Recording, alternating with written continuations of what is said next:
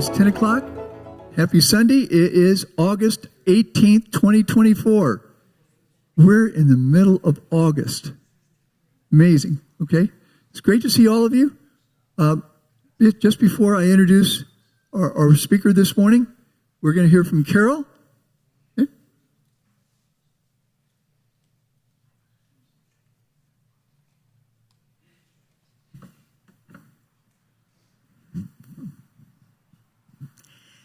Because we cherish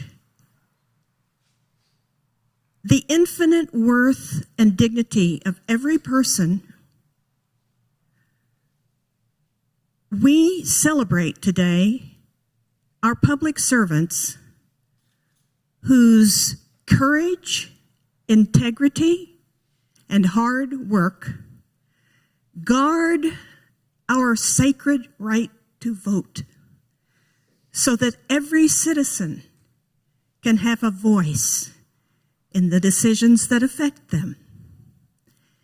As we consider how to steward our imperiled democracy, we light this chalice,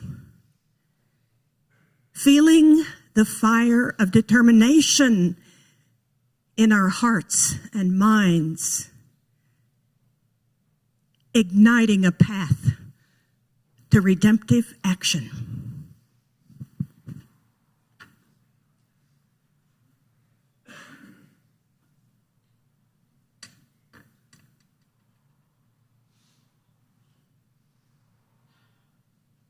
Carole, thank you. Quick reminder on our format. Our speaker is going to speak for approximately half an hour. Then we'll take a couple minutes to pass the plate because we are in a church. And also this will give you an opportunity to turn around and say hi to your neighbors. Stand up if you want and stretch. And then we'll go to Q&A. And I imagine there's some folks here who have some questions. And so we'll take as many questions as we can. We'll go to 11 o'clock, 11:30, and then we'll conclude. Okay? So with that in mind, it's a pleasure today. I'm very happy today to introduce our speaker this morning, Lannie Chapman, a lawyer. Lannie has served as the Salt Lake County Clerk since she was elected in 2022. Previously, she served as Chief Deputy to the County Clerk, and she was also County Deputy District Attorney. Election Day is now, would you believe, less than 3 months away. And you're going to start to get your ballots in 2 months. So our timing today is so very critical, so very important. This morning, Lannie's going to speak on the subject, how the votes are counted, the role of the county clerk's office. Let's welcome our county clerk, Lannie Chapman.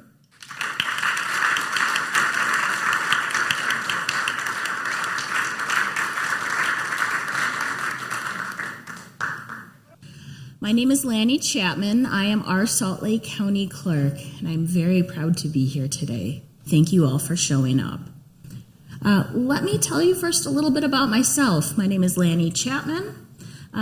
Girl Scout, on my honor, I will try to serve God and my country. I grew up in Flint, Michigan, where I loved kayaking, playing soccer, and coaching kids soccer, and reading, of course. I went to Kalamazoo College, where I ran cross country and received my bachelor's in political science. From there, I went to Thomas Cooley Law School, where I had the privilege to do an externship for 6 months. And I had my pick of many places throughout the country, one being in Denver, one being here in Salt Lake, and one being in Portland. My boyfriend, who is now my husband, and I, at the time, decided, let's see if that snow is really the greatest snow on earth. Well, it's been 15 years and 2 kids later, so this is home. We love it here. I've brought today with me my mom, Kathy Chapman, who's also a transplant, and my daughters, Adelaide and Evelyn. So thank you for having us. As Tim told you, I was an attorney. My first job after passing the bar was in-house counsel for 12 trucking companies. So I would fly across the nation and be pro-hawked, which is for one time only, work in whatever state, whatever jurisdiction to help mitigate the losses that occurred because of a lawsuit dealing with a trucking company. From there, flying across the country was pretty difficult with 2 little kids, so I accepted a job as a district attorney for SimGill. I was primarily the attorney for the sheriff's office, which was a very fascinating job. I loved it very much. I never wanted to leave it. However, when Sherry Swenson called me up and said, "Lannie, I need a right-hand woman," you don't say no to her. I was honored to work with her for almost 4 years. When she decided to retire, I knew that I was in the best position of anybody in Salt Lake County to continue to ensure that we have convenient, safe, and secure elections, and that is something I am very proud of. I have overseen over 13 elections during my tenure. So let's talk about, what does the clerk have to do with elections? In Salt Lake County alone, we have approximately 600,000 active registered voters. And that phrase active means that they have voted in the last 4 years, and I have not received a piece of mail back from them saying they have moved. We have 982 precincts in Salt Lake County. So precinct size is statutorily defined by Utah code.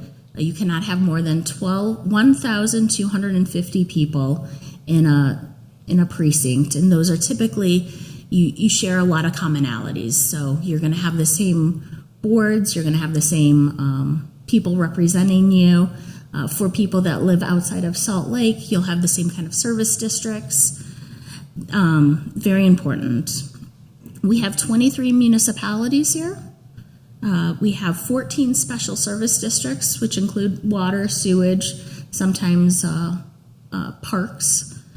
And we are under Section 203 of the Federal Voting Rights Act to ensure that everything that we produce, ballots and instructions, voter education, are in both English and in Spanish, which is something that we take a lot of pride in. We were doing both English and Spanish. We were producing everything dually even before we were mandated by the federal government. So one of the things I get to do is interpret and follow Utah code. And Utah code for elections is under Section 20A. It's approximately 325 pages of law that I get to be well versed in. And I'm very lucky to have that legal education behind me to help make sure that we're reading it right and the commas are properly in the right place and we're following everything as we should. And not only do we follow Utah law, but we also have municipal local laws that we have to follow, and then of course federal laws. I have to interpret the laws that make the most sense to meet the needs of our county. A little bit about my team. So I have 35 full-time staff, and depending on the election, I can have upwards of 500, 600, 700 people working for us, including our poll workers, which I know some of us here today have acted as poll workers. Thank you very much. I have a chief deputy clerk. Her name is Nikila Venugopal. I have an election director. I have 3 managers. I have approximately 10 coordinators, and those are my day-to-day data entry people. I have upwards of 30 temporary staff, upwards of 100 ballot openers during an election, and upwards of 500 poll workers during any given election. So we size depending on where we are in the season, and I'm very lucky to have so many amazing people willing to volunteer. And don't worry, I'll ask you guys all to volunteer before the end of the night. So in Utah, there are 3 ways that people can vote. We have been primarily vote by mail in Salt Lake County since 2016. However, since 2020, there was a law that was put in place that all eligible elections will be done primarily by mail. So 21 days before any given election, an eligible voter will receive a ballot to their house. We also have in-person voting, of course, that provides the capabilities of ADA voting for those people that need that capability. Same-day registration, which is something that's unique to few states in America. Not everybody has same-day registration. And our laws for becoming a voter in the state of Utah are very interesting. You only have to have resided in the state for 30 days prior to registering. There are some states you have to be a resident for closer to 6 months before you can register to vote there. And then, of course, we have electronic voting. This is newer.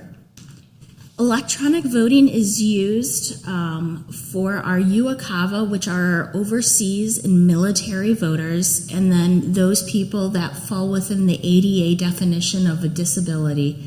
They can request an electronic ballot. It allows them to electronically vote. It captures it online on whatever smart device they have. It's encrypted, and it's mailed back encrypted to us.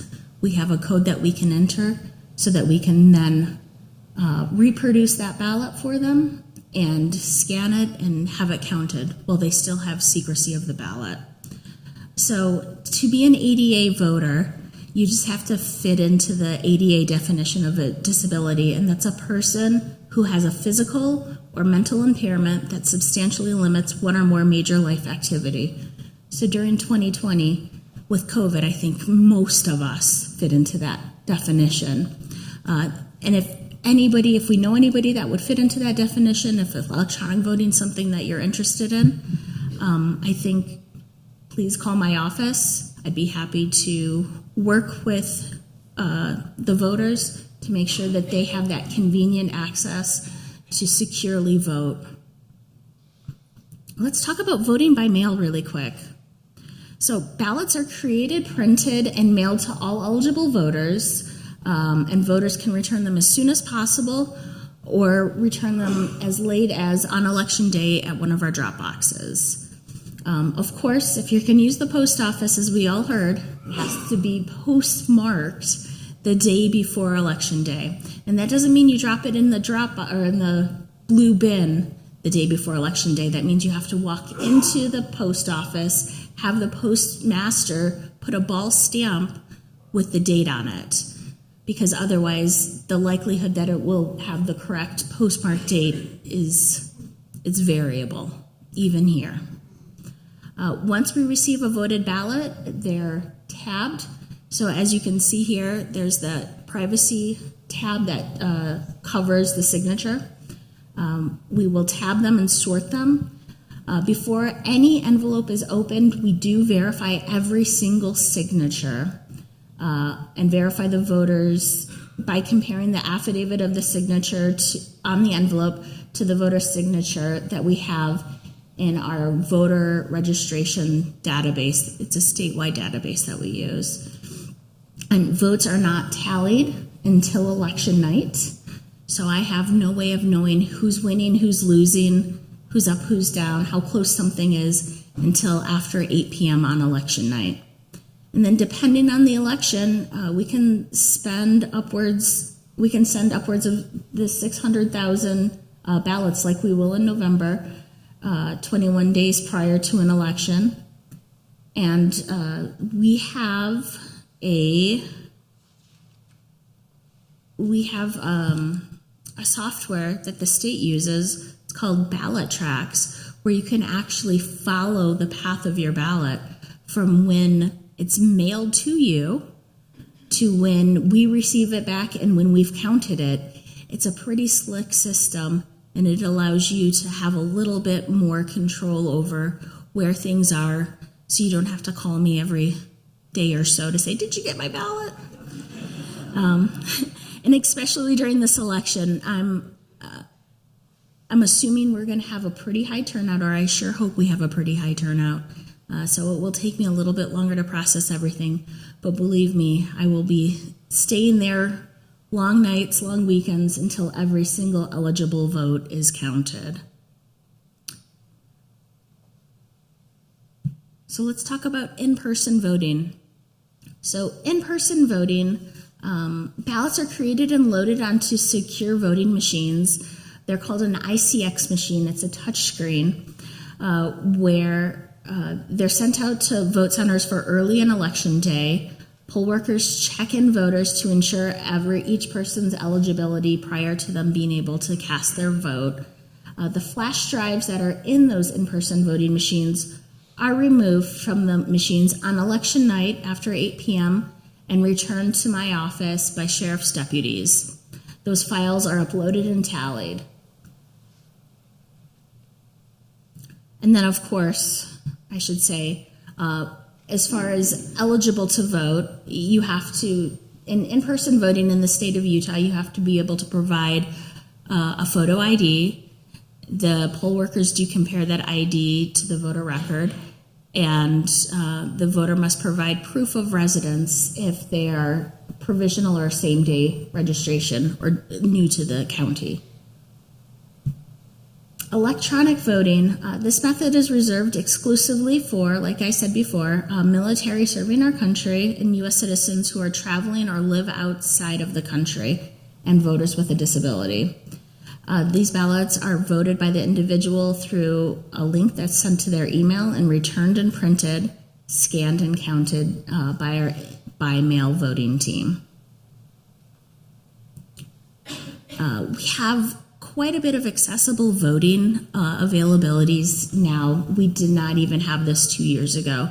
Both in-person voting has the ability to allow voters to safely and securely, which is a Utah constitutional right, to be able to securely and safely vote your own ballot,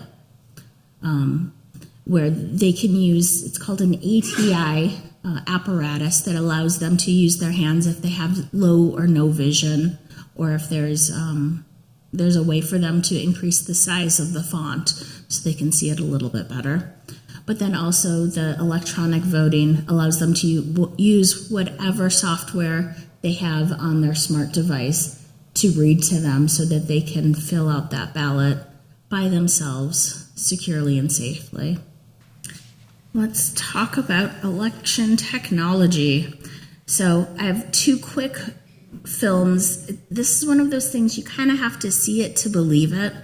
I grew up with Mr. Rogers, so this is kind of a behind the curtains scene of what happens in our ballot center and what happens in our vote center. So we're going to start with the ballot center.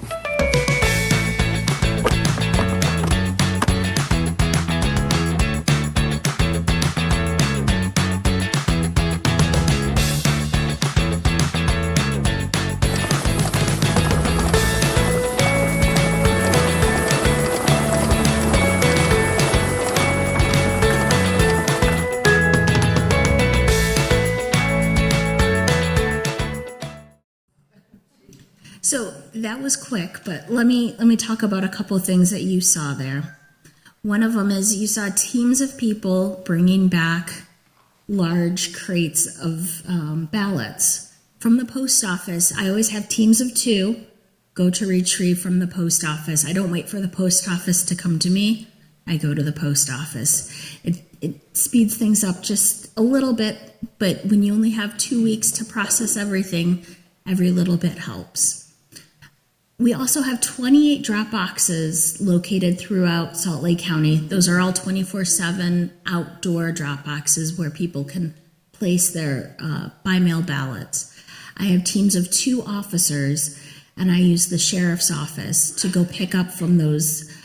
Since 2020, there has been, as you all know, a lot of scrutiny on election administration.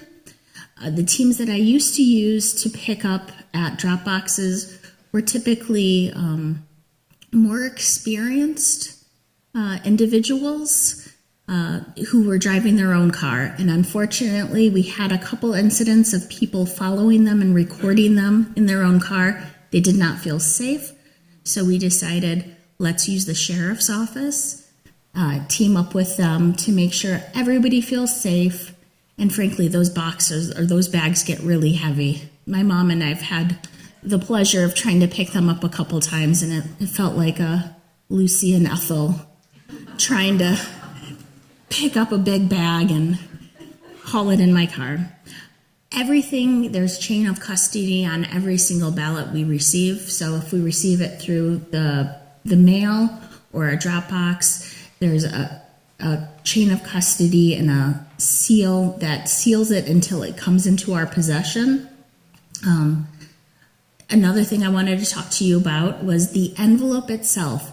You notice that you signed the affidavit on the outside of the envelope, the ballot's on the inside. Before we even open that envelope to see how you voted to scan that ballot, we verify your signature first. If we're not able to verify your signature, or you forgot to sign for whatever reason, we will send you a cure letter.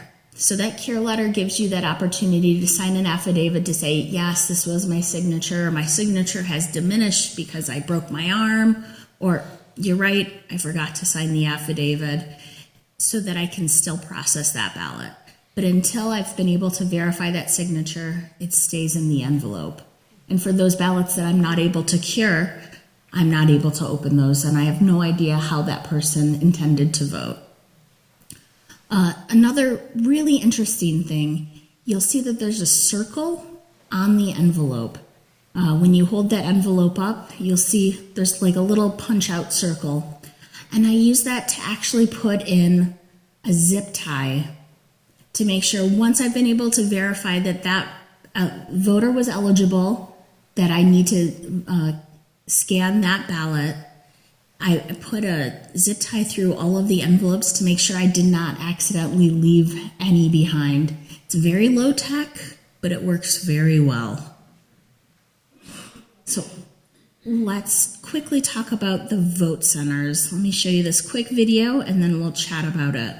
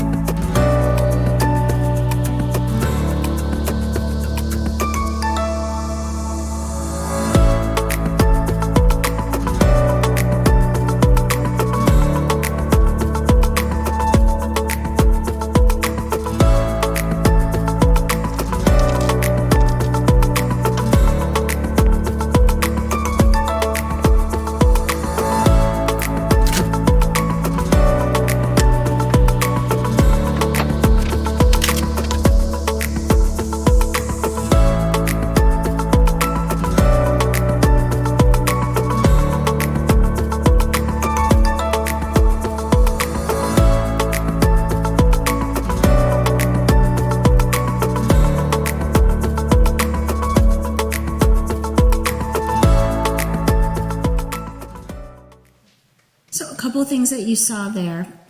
Nuances here. We use vote centers. So a lot of you may remember, and I remember, when we used to have polling places. So a polling place meant that you had to vote within that polling within your precinct. So if you worked away from your home, you would have to vote at the one closer to your home. That's not always the most convenient for everybody. One thing that we were able to do is allow for vote centers. That means anybody in Salt Lake County can vote at any of the vote centers. So if you live in Salt Lake but work in Draper, or if you're visiting family and holiday and want to vote in person, you're welcome to do that. You will be able to vote your ballot at any of those centers. You notice during check-in, they take a picture of the back of your driver's license. That scans to make sure that we have the correct information and that you are already in our voter registration database. If you're not, we'll have you fill out a provisional ballot, which means that we don't count that ballot until we're able to verify that A, you are who you say you are, and you're eligible to vote here in Salt Lake County. So that means that we need to not only verify you're a U.S. citizen and eligible to vote, but that you're a resident here. So we need a form of identification that has an address on it. And with those two things, once we're able to verify that, we're able to count that vote. So let's talk about after the election. So while election day is very fun, there is a lot to do after the election. So I don't wait to start counting ballots until election day. That would be crazy, especially when we're talking about 600,000 ballots and signatures to verify. We start processing as soon as we get them back. However, like Christmas shoppers, there are some of us that do it early and are done with it, and then there are some that wait till between Black Friday and Christmas Eve. And those, same with voting. We have those that will turn their ballot in very early, and then we have some that, as they're allowed to, wait. Maybe they want to do a little bit more research. Absolutely okay. But it takes time to verify and process every single ballot. So by statute, we have 2 weeks. It's called the canvass period, where we make sure that we have counted every eligible ballot that we can, that we're able to cure any ballot that we can. So ballots that we reject, we have 48 hours to send that voter a letter saying we weren't able to count your ballot, but this is how you can cure that, as long as it was sent to us within the time period allotted. So we're then able to still process those ballots. And for our UACAVA voters, those ballots can take a lot longer to get back to us. So if people are living in Japan or Germany, if they're working in the Middle East, it can take a lot longer for the post to get back to us. So they have that additional 2-week period to get back to us. After the canvass period has ended, I convene the Board of Canvassers, which is our Salt Lake County Council, and they certify the election. One more thing I need to say, during this time, after every single election, I do a post-election audit where I will do a hand count of a sample of those ballots to make sure that they were counted correctly and that everything was proper. And that's something that we do after every single election. All of this is open to the public to come and view, to come and assist with. And we've never had any issues that the machines aren't working correct. It does take our hand counters a couple times because, as you can assume, hand counting is not always accurate. So it'll take them 1 or 2 times to hand count to get that correct number. Let's talk about really important dates this year. So ballots mail. Can you believe 79 days until November 5th? 79 days. Ballots mail on October 15th. That's something that I'm very proud of. I have worked hard with the post office to make sure that they get the mail and it will get to you on the 15th or the 16th. If you do not see your ballot in your mailbox, the 15th, the 16th, please call my office so that we can cancel that old ballot and issue you a new ballot. The voter registration deadline this year to receive a by-mail ballot is October 25th. And again, that's to receive a by-mail ballot. We can still do in-person, same-day registration up through November 5th. Postmark deadline, again, big deal. If you're going to use the USPS to return your ballot to me, please make sure it's postmarked well before November 4th. If you're getting close, if you're getting to that Friday before Election Day, make sure you go into the post office, ask the postmaster, that's their title, to put the ball stamp, the date stamp, on that ballot so that I can ensure that it will be counted. Then, of course, November 5th, that's Election Day.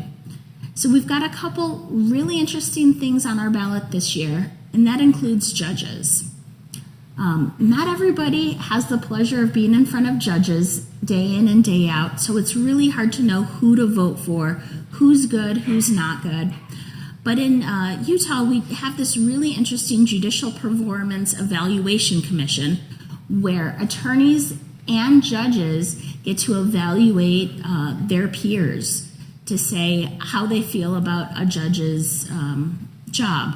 So it's not just one or two naysayers. They get their community, their peers, to also rate them. And this is a really good website to check out to see how judges are doing. There's a survey that's sent out. I've received it before in a prior life where you get to rate judges.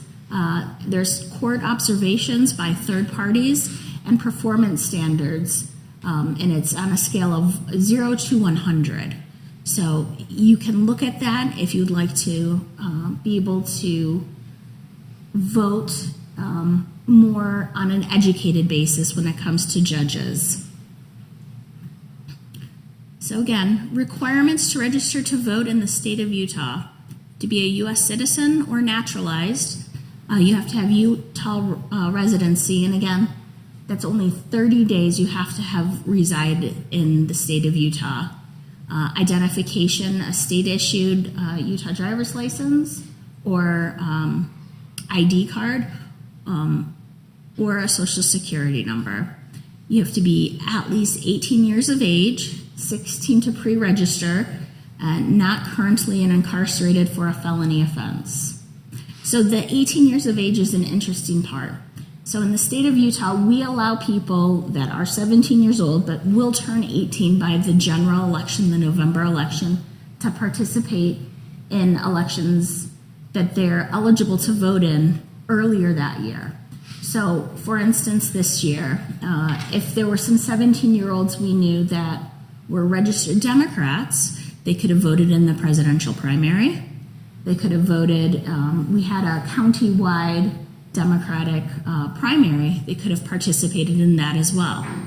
So there were two elections that they could have participated in as a 17-year-old, so long as before November 5th they turned 18. And the not currently incarcerated for a felony, again, unique to Utah. We allow people to request or become registered voters again as soon as they are out of prison. It's not a probationary thing. As soon as they have served their time, they're allowed to re-register to vote. Utah versus the other 49. So Utah, again, we're in a really unique position where we have election day registration. We have online registration. Not all states have that. We need to have ID for voting in person. Not all states still require that. We have our outdoor drop boxes. We have early voting in person and by mail, and we have vote by mail. It's interesting that every state's allowed to do it a little bit differently, especially when we're dealing with federal races like we are this year, to make sure that they adhere to the laws of their state, but that we all have the ability to have our voices heard, which is quintessential to our democracy and our republic. So, as I promised you all, there's going to be a plug to get involved. How can you get involved?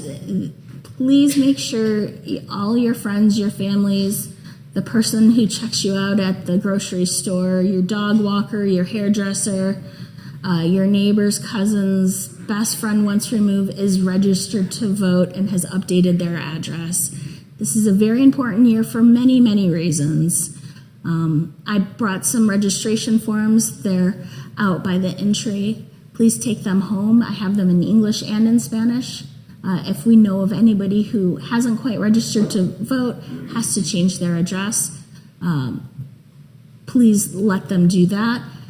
They can just mail that back in. It's a self-adhesive form. Stay up to date on important issues. My website, my social media has a lot of voter education, but then also you can find a lot online. You could help with a voter registration event.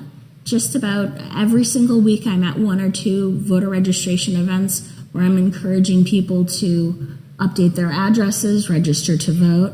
And if you have more time than that, I would encourage you to come help be one of my election heroes. Come work with me. You could work at a vote center on election day. You could do early voting if you have a little bit more availability. And if you have even more availability, I would love it if you could come help me process all those 600,000 ballots. That would be wonderful. I have QR codes where you can sign up. I have a form on my website allowing you to tell me what your availability is, if this is something that you're interested in.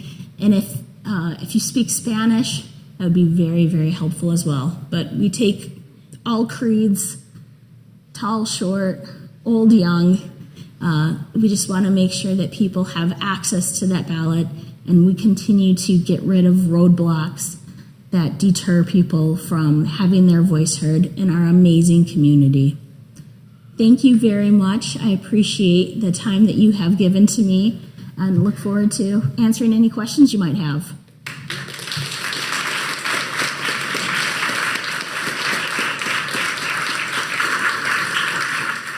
Who's got that first hand?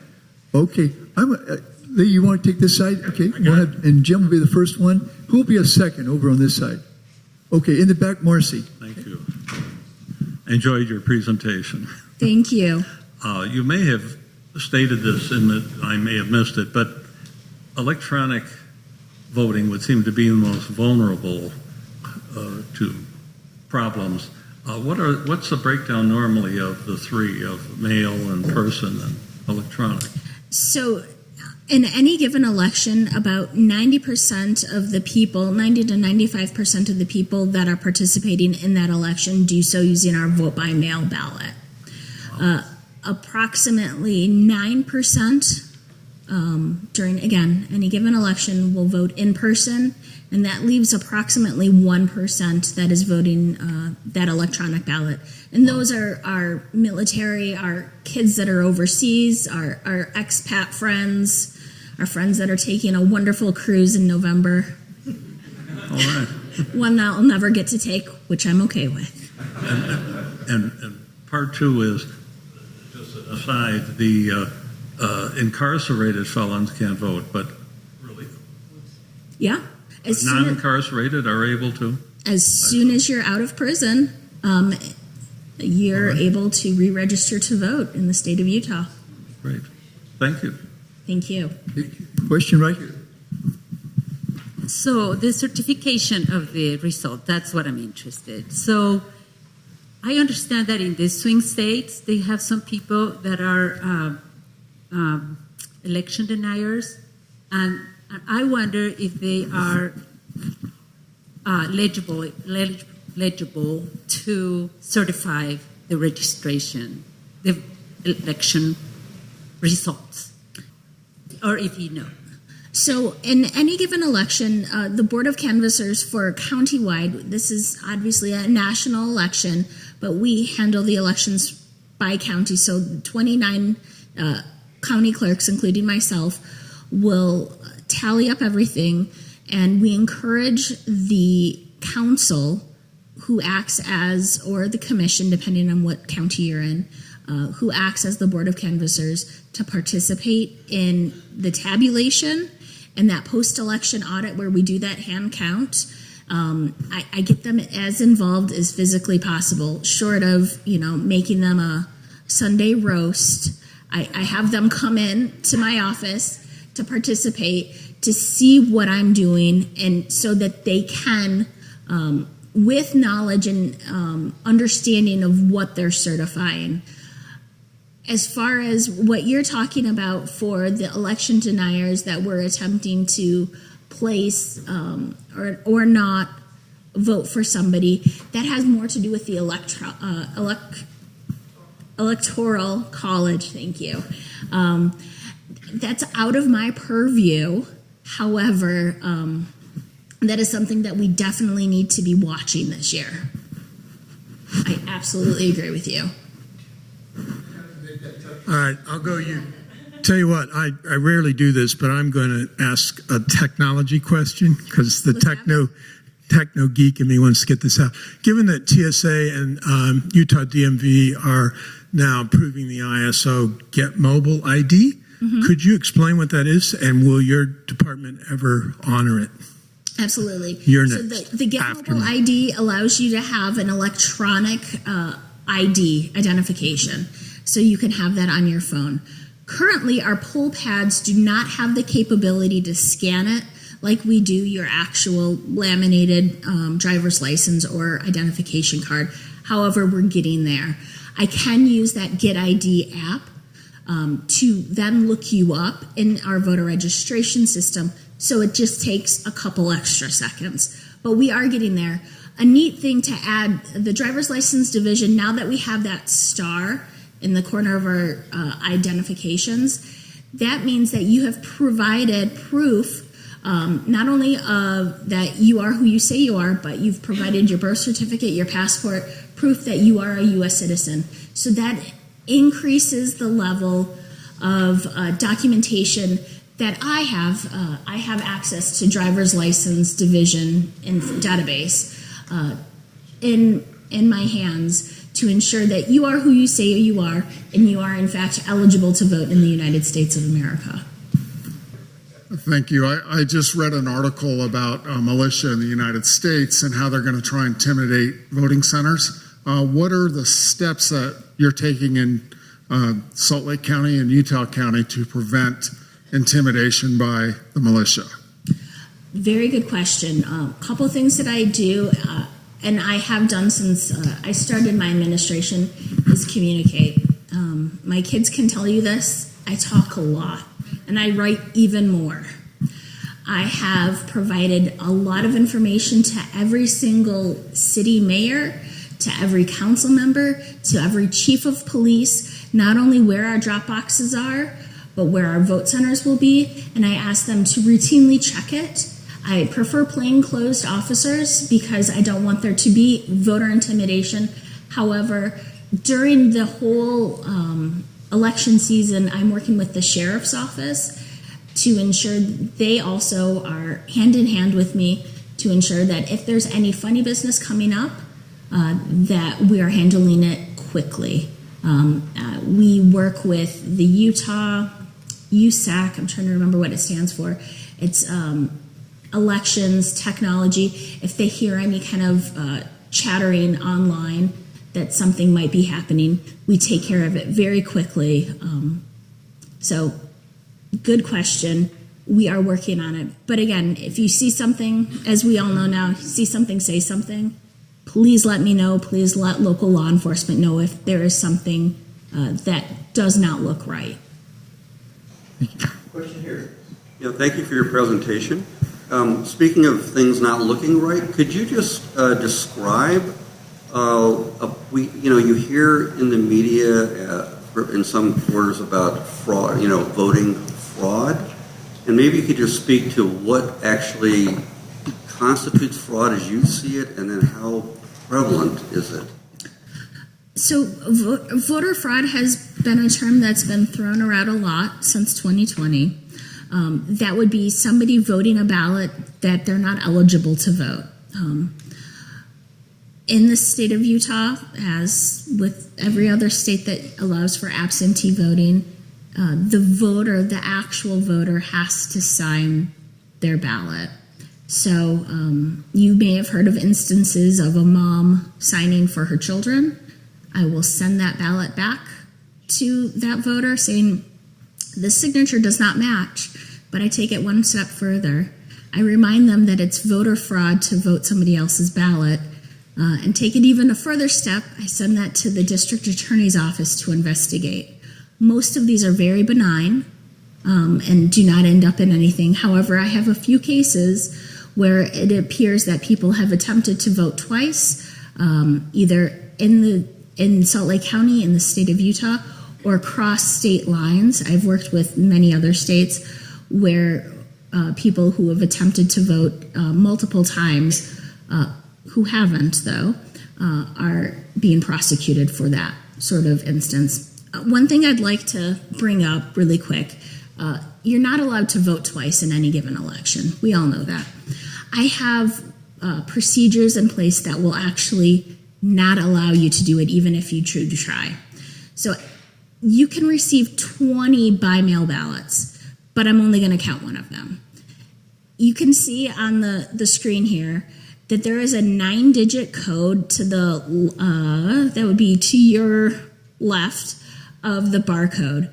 That 9-digit code is not only regarding that voter, that election, but it's that envelope. So if, let's say, your cat ate your ballot, I've heard crazier things, and you say, I need a new ballot, I will cancel this one and issue you a new one with a new 9-digit code. If this one somehow got into my system, the software is smart enough to kick it out, so I would not count it. But I would send you a letter saying, looks like you sent me 2 ballots, I'm not counting either of them, and the district attorney is going to come and talk to you. Right here. It sounds like you and Salt Lake County have got this down to a science, and it's very impressive. How many of the procedures that Salt Lake County use are being used by other counties? So quite a few of them. I talk to the other 28 county clerks weekly. I talk to a few of them daily, especially those in the Wasatch Front. I work very closely with Davis County, Weber County, Utah County to ensure that all of our voters have a continuity of voting. Well, we might use we might have somewhat different procedures. We really do, for the most part, try to ensure that we're getting rid of roadblocks when it comes to our voters having access to the ballot and their voices heard in our community. On the recent Celeste Malloy recount, there was talk about the mail being sent to Vegas. Mm-hmm. What was that all about? I mean, why would mail be sent to Las Vegas? Sure. So in the state of Utah, we used to have 2 receiving centers. So we have our neighborhood post offices, but then there's the receiving center that really does all the hard work, that processes the mail, that makes sure the stamp is the right amount, and that gets it to wherever it needs to go. Those used to be in Provo and Salt Lake City on Red Road Road. People aren't using the mail like they used to. We know this nationally. We're using a lot more texting. We're doing a lot more emails. It's just what we're doing. In an effort, I believe, to cut costs, they got rid of the Provo Receiving Center. So all mail that is being delivered or shipped from basically Iron County up in the state of Utah goes through our Salt Lake Receiving Center. Iron County down now uses the Las Vegas receiving center. In fact, Washington County to Las Vegas is a lot closer than Washington County was to Provo. Really, the issue is that postmark date, making sure they've never had a close race like this before, making sure that if you're waiting till sort of the Friday before Election Day and you're going to deliver your ballot through the post office, that you actually physically go into the post office, talk to that postmaster, and request that they date stamp, postmark it, and have them do that in front of you. We have an online question, and then after that, we'll come over here. Okay. Yeah, we've got a question from Zoom that says, how can a homeless person vote? Sure. So being homeless does not make you ineligible to vote at all. What I ask is that voter, they can register to vote wherever they reside. If it's under a viaduct, the cross streets work. If they receive their mail at a homeless shelter, I work with, I think, 27 different receiving centers in Salt Lake County alone that accepts mail on behalf of some of our housing insecure individuals in Salt Lake County. That's not uncommon. And of course, we have multiple ways that people can ensure that they vote. They can use their by-mail ballot, they can vote in person, or if they fit into those categories, to electronically vote. That's also an option. Yeah, my question is about the transition to primarily mail-in voting.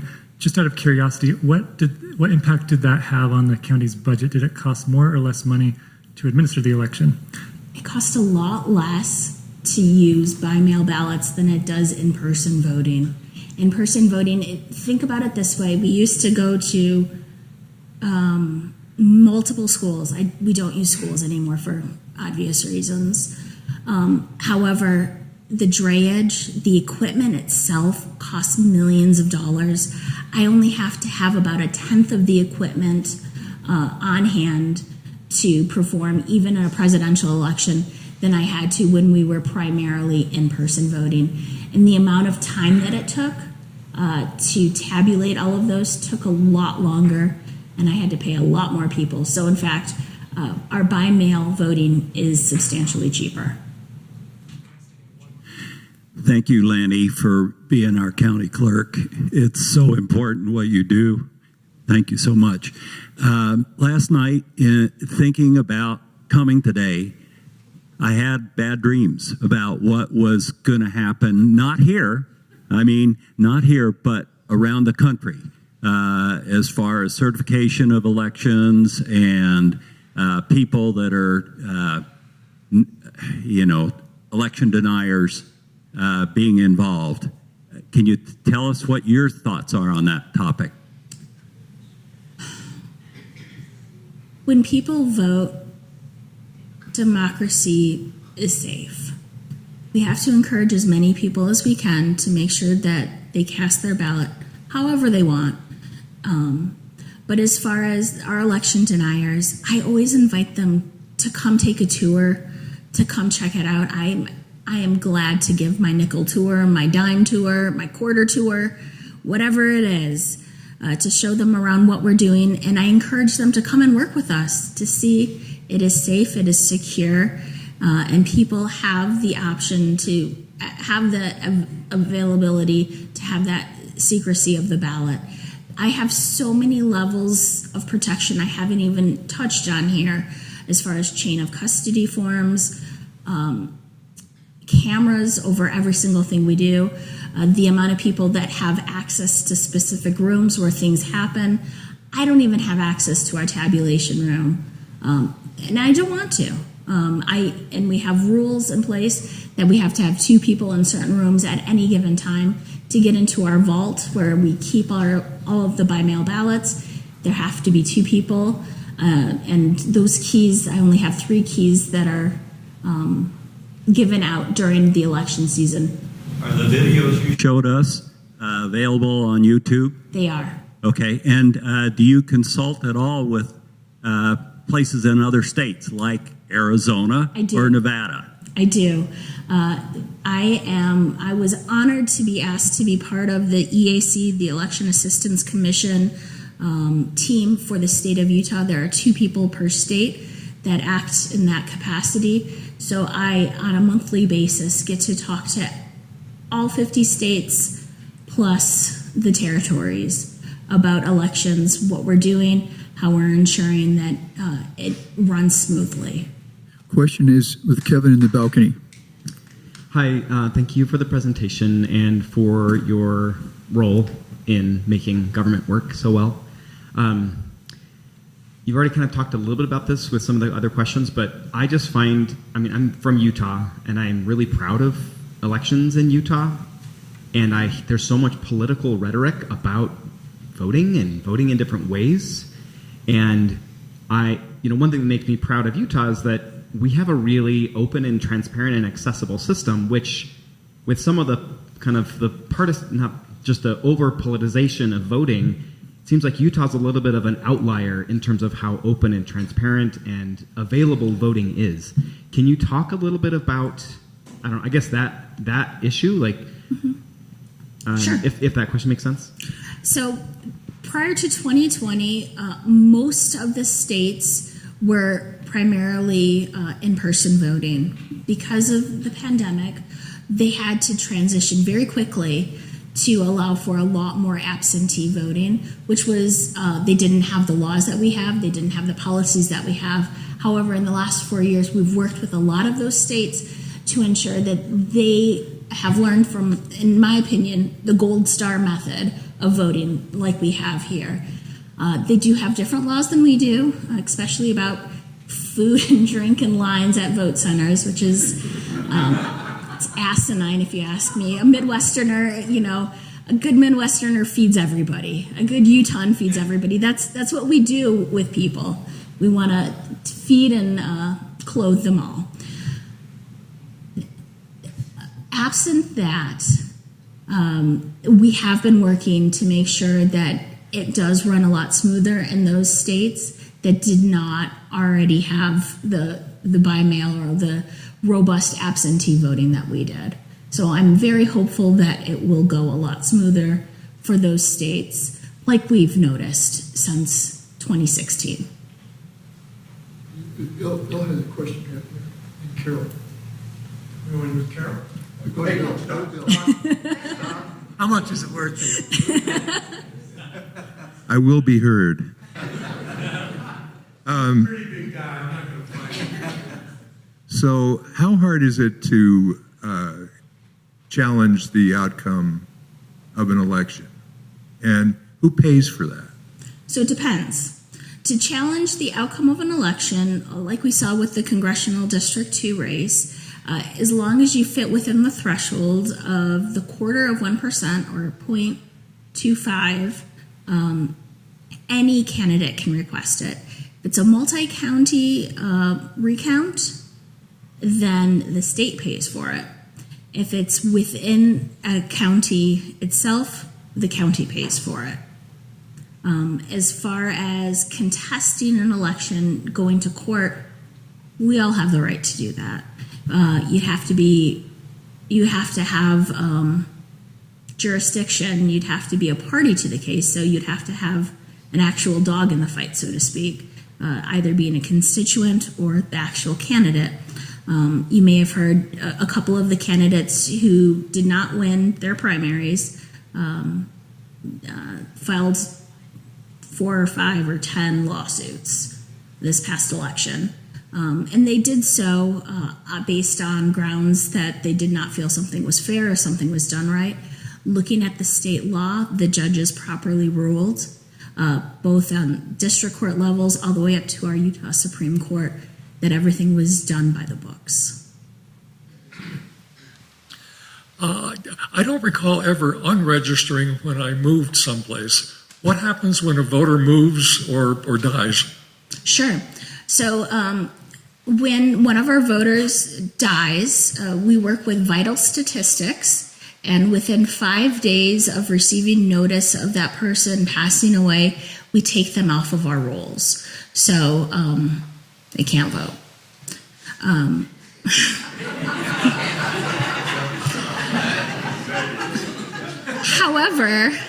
However, because we mail ballots 21 days prior to an election, it's very inconvenient if somebody passes away between the day that they receive their ballot and election day. However, if they voted it while alive, and I'm able to verify their signature, their vote will still count. And it's just like, it's akin to voting early. So if you voted early and... For this audience, As far as changing your address, whenever you change your address with the post office, I have access to those records, and I am following up with them constantly. My team is constantly looking at national change of address forms to ensure that we have the most accurate address for every single resident in Salt Lake County.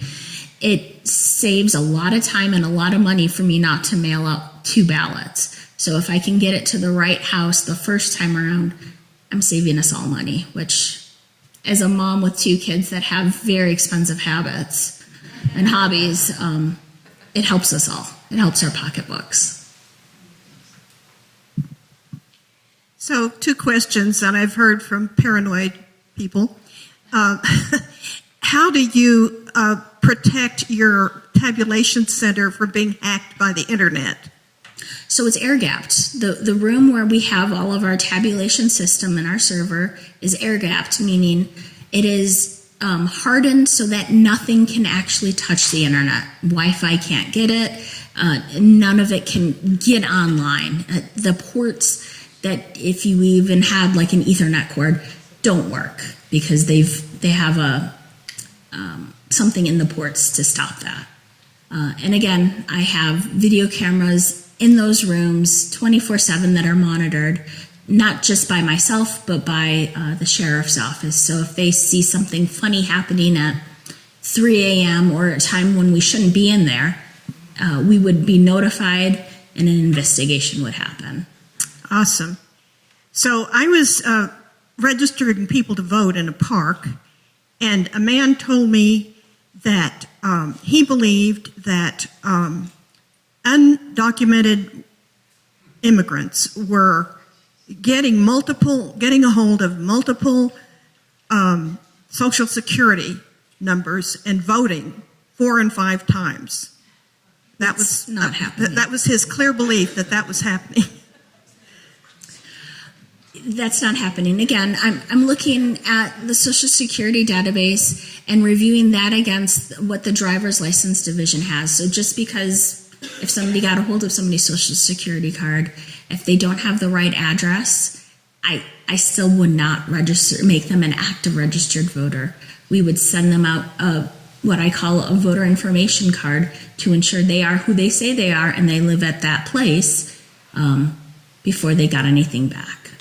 You have a question from online. Question from Zoom. Approximately what % of the ballots require a follow-up contact with the voter due to inability to verify signature? How do we ensure that each voter is contacted? Signatures change over time with aging. Can we check our signature that was provided? So I have upwards of 5+ signatures in my records for every single voter in Utah or in Salt Lake County. I have access to the driver's license division. I have access to your prior affidavits, your original voter registration form, if you've changed your party affiliation. If the dog catcher got your signature, I probably have it too. I will verify your signature against what I have on hand. If I'm going to reject a signature, I will send you a letter within 24 hours of rejecting it. I will also call you if I have a phone number for you. I will text you. I will email you. Short of sending you a courier pigeon, I will try to everything in my power to get a hold of you to cure that ballot. Something that's really neat that happened last year is we have a checkbox for people that have a disability that affects their signature. So somebody that may have had a stroke. My dad had Parkinson's, and as it progressed, his signature diminished. It did not look the same as it did earlier in his life. With those people, they can check the box saying, I have a disability that has affected my signature. Please don't reject it. And that's something that the state has done, and it allows us all to, I don't have to reject their signature because they have attested that they are who they say they are, that they have checked that box. I will go ahead and continue to accept that signature. But they still have to make a mark. I'd just like to make a quick comment. I'm living, breathing proof of having been rejected. It's easy to fix. I think we all get used to scribbling on the credit card things. So I sort of did that don't do that. Don't do that. Really quick, one more thing. If you have questions about what your signature looks like, send me an email. I'm happy to send you a screenshot of your signature so that you can ensure that it matches what we have on file. But again, if it doesn't match, I will let you know. Just don't wait till the day before. Send it in early, and then you got time to fix it. I have a question, but I see a persistent hand right there. I'd like to know who the electors are for Utah and if they have to, by law, vote as the majority of voters. So again, that's electoral college. That's a little bit outside of my purview. That has more to do with the state parties, so the Republican Party and the Democrat Party. That would be a great question for them. I can find out and get back to you. That's after I've already certified the election. That's pretty important. By law, are they required to vote as the population votes? It depends on what the party's laws are. So again, not state law. That's the political party's bylaws. Really? So they could be replaced and vote how they want to vote. I can answer that. 1996, we had a fellow who was going to become a congressman, still a private citizen, Chris Cannon. He said out loud the day that these votes were going to be submitted to Washington, D.C., that he didn't like Bob Dole. He wasn't conservative enough for him, that he was going to vote for somebody else. The lieutenant governor, Arlene Walker, heard that, came up and said, I'm going to disqualify you if you persist in this. This other person is waiting to obey Utah state law. Utah has 6 electoral votes. All 6 vote for the winner. The loser gets none. The winner gets winner take all system, all 6. I'm going to shift, use that word state. Rumor has it this week the Utah State Legislature is going to call itself into special session. Now, tomorrow is what? August 19th, and we see dates up here, deadlines to print ballots and to mail ballots. The Utah State Legislature is very unhappy with a decision 5-0 by the Utah State Supreme Court dealing with gerrymandering. Mm-hmm. I know something about this because I'm chair of Better Boundaries. So, question comes up about possibly trying to put a constitutional amendment on the ballot in time for this fall's election that would basically circumvent the ruling 5-0 of the Utah State Supreme Court with regard to the drawing of districts. So I guess my question to you as a county clerk, what is your response? Well, as you can probably tell, I think that the people's voice should be heard. By law, they have until August 22nd to give me any questions to put on the ballot. As you probably well know, I've been drafting the ballot for a while now because I have to get it to my printer very soon. But they have until the 22nd to get me any questions that I have to put on the ballot. After that, I can't put them on the ballot. Rush to judgment that we're talking this week. This week. Wow. In the last highly contested presidential election, I'm recently from Arizona. We counted the ballots so many times. I'm surprised they didn't wear out. But I noticed in the recounts, they had a Democrat and a Republican to keep it honest, I guess. Are there any rules in this state on balance of political people handling the ballots? So by law, if the parties give me names of people that are willing to work, I have to use 2 from the majority party, 1 from the minority party, and then continue from there. The Republicans have given me a list, but let me tell you, the unaffiliated, the Democrats, the United Utah, the Libertarians also come out to help me. So I do use the list that was provided to me by the county Republican Party, but then I also have a ton of people otherwise, affiliated or unaffiliated, that also assist me. Is there any last question? Darlene, and then maybe we have 2 remaining questions. Thank you so much. It's been really good. So in the early days of voting by mail, you would send me a flyer, and it was the judges. It was all the results of judges, different candidates. It was not partisan at all. And I loved going through that information, and I'm assuming you quit doing it because probably cost and maybe partisanship was at play. Could that ever happen again? Because that was so helpful, and people aren't going to go online, most people, and look up the judges, which I have had to do lately, and it's a lot of work, and I know people won't do that. Sure. That voter information pamphlet you're talking about was actually mailed by the state. That is something I will have on hand in my office. I will have multiple copies at every single vote center. If there are people that you know that maybe technology isn't their best friend, I absolutely get that. I'm happy to mail them one, or they can come in my office and I'll print them a copy. But it's not going to be done like it was. No, it's cost prohibitive. And the state used to do it, and they no longer do it. Question there. I am so grateful that I decided to attend. It was such a great presentation that, being an ex-teacher, my question for you is, there a program that is going into our high schools to educate our future voters and to register our future voters? This was a fabulous presentation that has applicability to history classes, political science classes, civics, the whole gamut.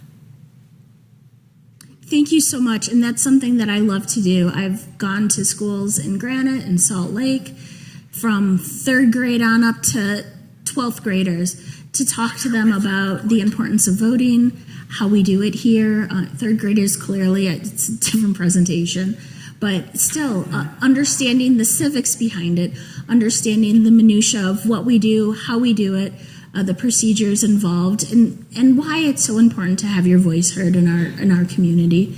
It's something that I love to do, and if you know of any teachers that would like to give me 30 minutes of their kids' time, I would be honored. Very nice. We have a very objective question from back here in the back. What happens when a giant minority of people vote for someone that isn't on the ballot, and their percent was larger than the other 2 people who were actually running on the ballot? Thank you, Addie. Good question. Couple things. So, even as a write-in, you have to be certified as that write-in candidate. So we can still have write-ins. There's a few more days left for people to run in the contest as a write-in candidate. Their name does not appear on the ballot. There's just a line. And if people vote for a certified write-in candidate, I can count those votes.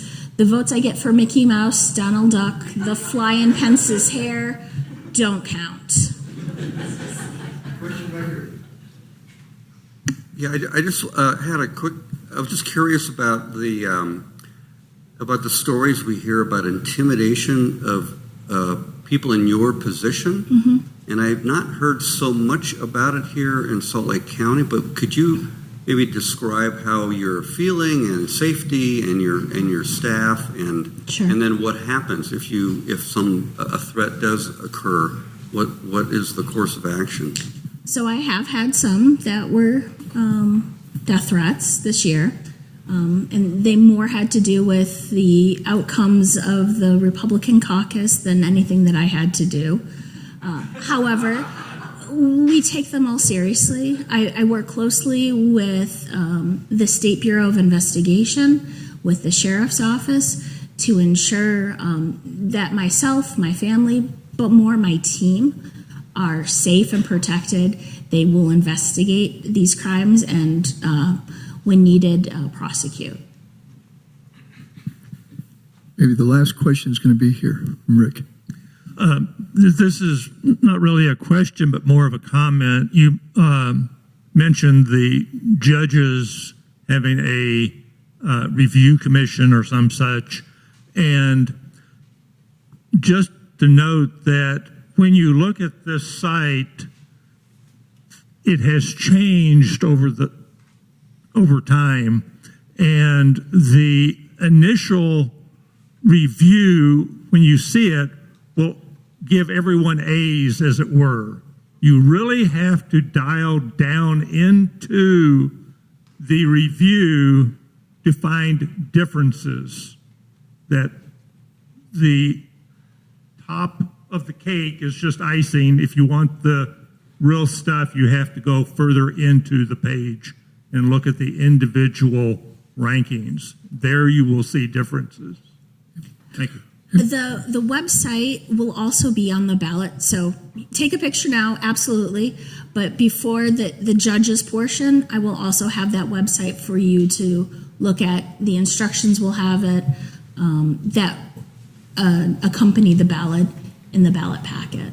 So again, if any of you have the ability to come work with me, I would love it. If any of you have any questions, please feel free to give me a call. I have my cards with me, but vote at saltlakecounty.gov is a great way to get a hold of me. And I'm in the office right there on 21st and State, Monday through Friday, 8 to 5, except when I have to pick my kiddos up from school. Thank you. Thank you.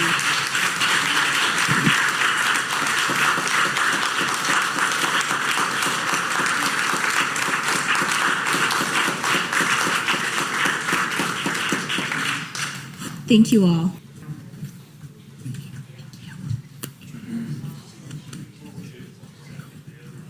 Almost a couple quick notes here. Joan wants me to make sure everybody knows that tonight, 7 o'clock to 9 o'clock, I'm reading now, Connect the Dots, the stories of Tim de Christopher and Victor Fuetas. Okay? And that's in Elliott Hall tonight, 7 o'clock to 9 o'clock, right? Okay? And then if I walk over here, I'm going to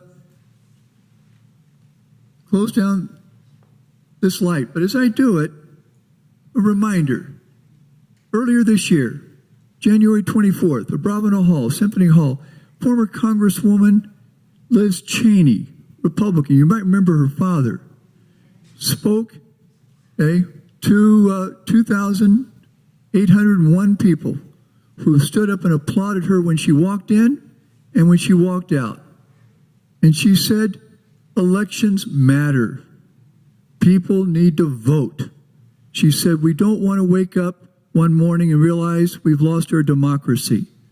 One constitutional executive order by a president or by an act of Congress or by a Supreme Court decision says people need to vote. Elections matter. And that has stayed with me. It gives me goosebumps as I say it to you. Okay? So thank you all so very much. And coffee is served next door. And happily, Kathy and I are going to go to Chicago. We're getting on a plane, and I'm going to be a national delegate to vote for Kamala Harris. Okay.